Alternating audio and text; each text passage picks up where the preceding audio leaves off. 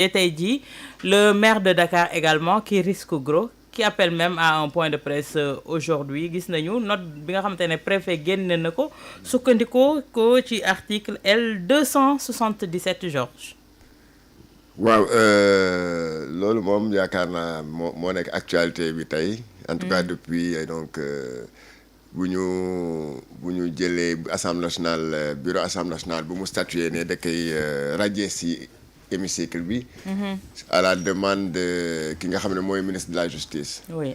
bon loolu yaakaar naa commentaire yi duñ si bëri parce que loolu la yoon wax maanaam loi bee ko wax. nit ñi nag bu ñuy wax bu ñu amee ñeneen ñi nga xam ne dañ ko am nu ñu ko gisee. c'est par rapport ak nu ñuy appliquer loi bi. xam nga tubaab day wax la loi elle est impersonnelle. une loi elle doit être de portée générale elle est impersonnelle maanaam bu ñuy bind ab loi waxu ne loi bi ndiir moo tax ñu bind ko. buñ koy appliquer tamit kenn warul yaakaar ne loi bi ndiir taxoon ñu koy bind. donc parce que bu ñuy jël bu ñuy insérer loi boobu ci code électoral bind ko ci constitution bi ne ab député bu fekkee ne dañ ko condamné définitivement waratul nekk député dañ ko war a jëlee assemblée nationale boobu yaakaar naa Barthélémy Dias xalaatul woon sax nekk député.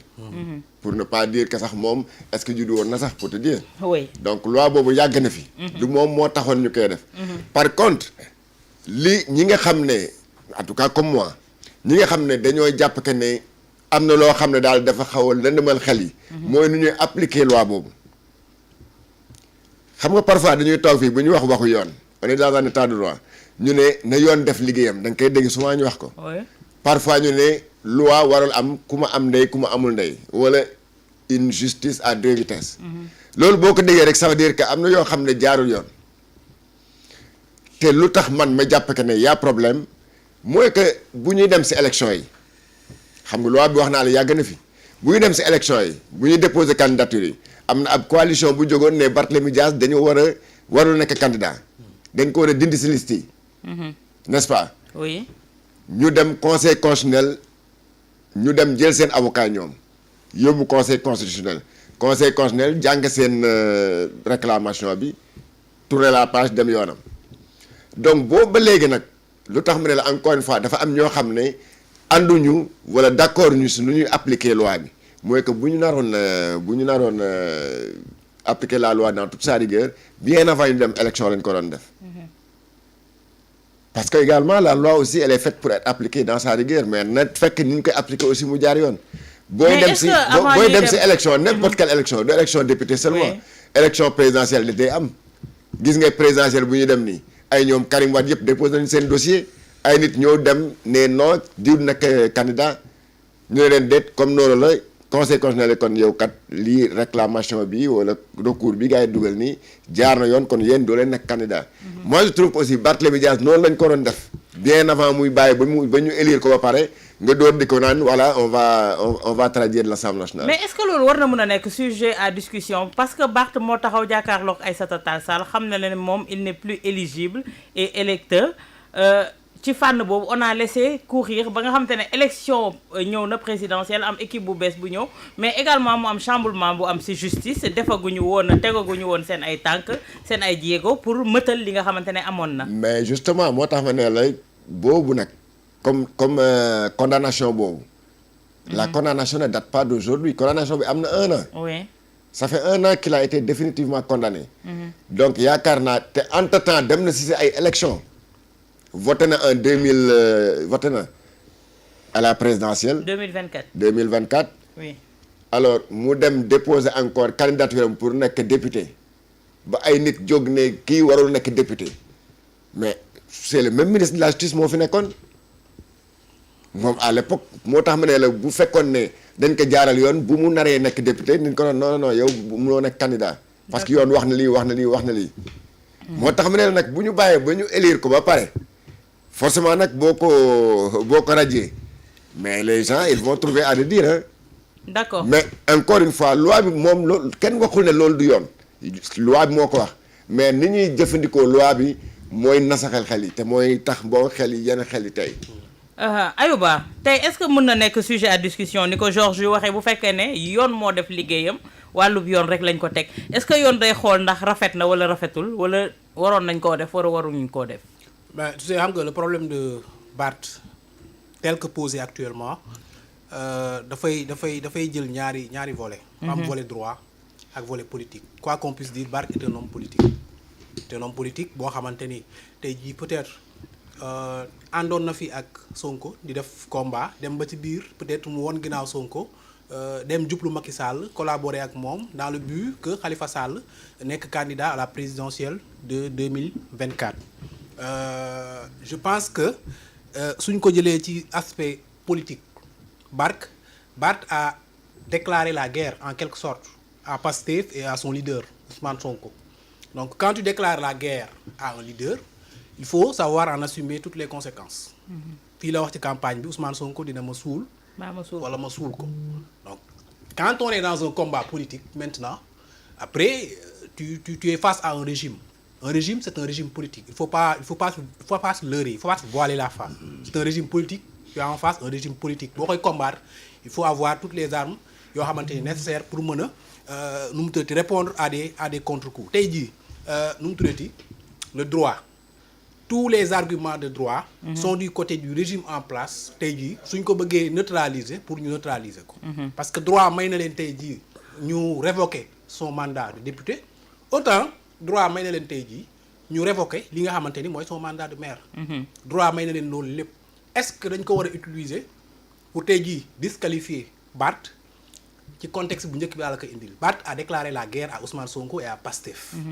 Donc il n'a qu'à assumer toutes les conséquences yi nga xamante ni tey jii mooy juddu ci guerre politique boobu. C'est une guerre politique encore une fois il faut les mots le choix des mots est important. C'est une guerre politique entre ñoom ñaar. Entre Ousmane Sonko et Barthélémy Diaz. Maintenant léegi je verrais tey jii mal tey jii le camp de Barth venir wax ni ñii amuñu élégance républicaine pour dépasser cet événement là bàyyi Barth mu wéyale mandat bi nga xamante ni peuple jox ko. Tu sais pourquoi? Parce que quand Barth était dans ce rôle là du tout puissant maire de Dakar. Abass Fall son premier adjoint. Oui. Ci procédure yi la ko liquider destituer ko de son poste de premier adjoint du maire de Dakar. Oui. Tout simplement parce que jamono jooju moom ak ñi nga xamante ni ñooy waa Pastef dañoo déchiré seen kii dafa déchiré woon. Waaw. Donc tey jii bu Pastef utiliser peut-être quasiment les mêmes méthodes pour ñëw ni ko tey jii doo bokk ci assemblée bi wala dañ lay dindi ci sa place maire de Dakar faut pas se voiler la face. La politique c'est le cynisme aussi hein. Mais est-ce que tey logique dina nangu ñu ne dindi nañ ko ci poste député mais ci poste maire dañuy uti une affaire de gentleman agreement pour bàyyi ko foofu est-ce que loolu kon xel dina ko nangu également. Mooy li ma la wax puisqu'il a déclaré la guerre à Ousmane Sonko il n'a qu'à accepter toutes les conséquences yi nga xamante ni ñoo ko fekk. Tey jii Ousmane Sonko moom mooy wax préfet bi demal nga révoquer Barth. Tey jii n'importe quel citoyen buy voter à Dakar. En vertu de l'article 277 du code électoral mën na dem tout simplement à la cour d'appel wala mu dem ci préfecture bi daal di contester li nga xamante ni tey jii mooy mandat wu Barth à la mairie de Dakar. ba pare pousser ko à la démission de droit. Donc loolu tey jii n'importe quel partisan de Pastef mën na ko sans le dictat ou la consigne de Ousmane Sonko. Donc tey jii pour man Barth dafa nekk. Dund li nga xamante ni tey jii mooy conséquence guerre bi mu déclaré Ousmane Sonko depuis bi nga xamante ni ñoom ñaar séparé wu nañ te guerre boobu gën a fës ci campagne législative yi bi mu ko nee di nga ma suul wala ma suul la te li ñuy constater actuellement tey jii mooy que le régime en place moo gën a nekk dans les dispositions de suul Barth. Georges tey jii le politiquement correct ñëpp naan dëgg la war na am comme ni nga ko waxee yoon la war a jaar mais rafetul ci li nga xamante ne moo di defin bi lii suñ ko bàyyee mu dem également ay jurisprudence yu bari lay ibbi ci réew mi. Bon d'abord je ne suis pas d'accord ak argument Ayoba bi pour la bonne et simple raison que yaakaar naa dañuy dund jamono boo xam ne. dañu wax Sénégalais qu'on va vivre la rupture boobu xam fan la war a commencer. dañuy changer doxalin. maanaam il faudrait qu'on arrête d'utiliser maanaam di jël justice di ko instrumentaliser dans des combats politiques loolu moo war a jeex parce qu'on a vu que on l'a utilisé contre Karim Wade utilisé nañ ko contre Khalifa Sall utilisé nañ ko fi sax contre Idriss Seck à l'époque en 2004. Mais est-ce qu'on peut comparer les cas? oui mais moo tax rek ma ne la bu ñu bëggee rupture am ci réew mi et ñu dund ci état de droit nañu bàyyi la di instrumentaliser la justice pour régler des comptes politiques. mais si cas bi loolu xam nga loolu daf ñuy tardel maintenant dans un combat politique on peut effectivement se défendre politiquement avec des arguments politiques mais nag quand on est à une position de force également il faut savoir aussi voilà mais boo jàppee rek ne man maa nekk si kaw tey man maa yore doole bi maa yore le pouvoir maa yore loi bi mais sinon on n'est plus alors dans ce cas-là ça pose problème. mais non ci cas bi Georges fan la instrumentalisation am ci cas bi est-ce que réellement on peut parler d'instrumentalisation de la justice? non du ma wax ne qu'il y a instrumentalisation. oui mais dama ne encore une fois loolu yoon moo ko wax loi bee ko wax. waaw mais loi bi nu ñu ko appliquer c'est ça le problème man j'aurais sama bopp j'aurais 1000 fois préféré que ñu bañ ko bàyyi ba mu nekk candidat ba mu gagné. ñu door di ko fi nit. oui ça c'est un autre débat Georges je suis d'accord là-dessus. waaw may rek donc maintenant. buñ ko radié woon. avant les élections kon coow li du fi am parce que nit ñi dañuy comprendre que ne effectivement il n'a pas le droit d'être candidat.